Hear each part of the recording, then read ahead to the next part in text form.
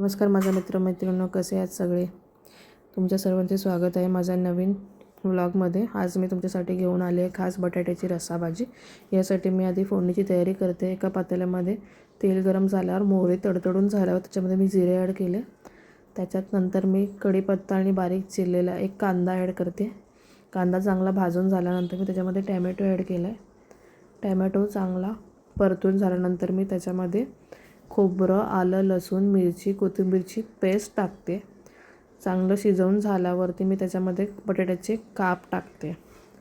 Plus त्याच्यामध्ये मी हळद, मसाला, मीठ, हिंग, धणे पावडर हे सर्व ॲड करते. शिजण्यासाठी मी याच्यामध्ये गरम पाण्याचा वापर करते.